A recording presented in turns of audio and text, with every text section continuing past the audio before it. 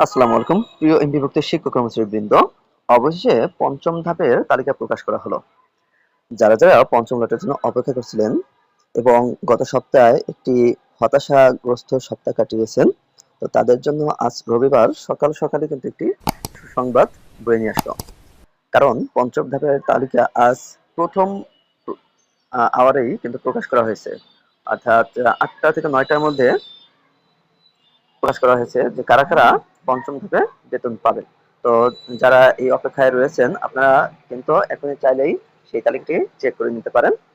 আর পঞ্চম ধাপে যাদের নাম আসবে শুধু কিন্তু তারাই পঞ্চম ধাপে বেতন পাবেন।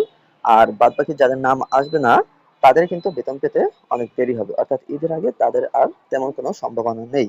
কারণ এই পঞ্চম ধাপের পরেই আবার আগামী সপ্তাহে উদ্যোগ নেওয়া হবে ফেব্রুয়ারি মাসের বেতন প্রদানে এবং বেতনের সাথে বোনাস প্রদানের জন্য। কারণ গতকাল ডিজি মহোদয় বলেছেন এই সপ্তাহের কথা, কিন্তু এই সপ্তাহে কোনো মতেই কিন্তু সম্ভব না। তো ফেব্রুয়ারিতে আবার বিল সাবমিশন করতে হবে, বিভিন্ন ধরনের কাজ রয়েছে। তো এই জন্য এই সপ্তাহে কখনোই সম্ভব নয়। আগামী সপ্তাহে হয়তো রবি থেকে বৃহস্পতিবার যে কোনো দিন ফেব্রুয়ারি মাসের বেতন ছাড়া হবে, এবং তার পরপরই বা এর মধ্যে দুই একদিন পরেই হয়তোবা বোনাস ছাড় হবে। তো আমরা এখন তালিকাটি দেখে নিই যে কারা কারা পঞ্চম ধাপে বেতন পাচ্ছেন। তো তালিকাটি দেখার জন্য আমরা বরাবরের মতো এমপিও ইএফটি তে প্রবেশ করব। এখানে ইউজার আইডি এবং পাসওয়ার্ড দিয়ে আমরা লগ ইন করে নেব।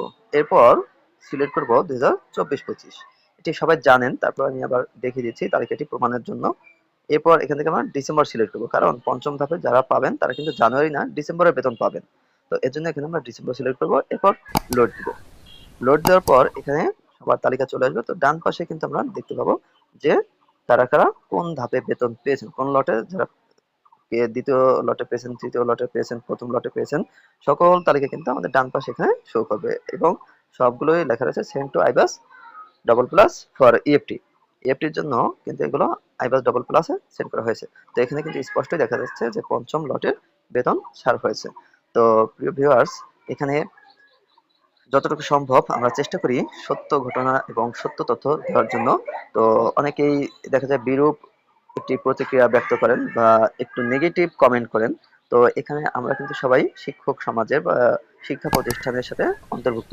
আমাদের ভাষা মাধুর্য এবং আমাদের বহিঃপ্রকাশটা কিন্তু এরকমই অবশ্যই মার্জিত হওয়া উচিত।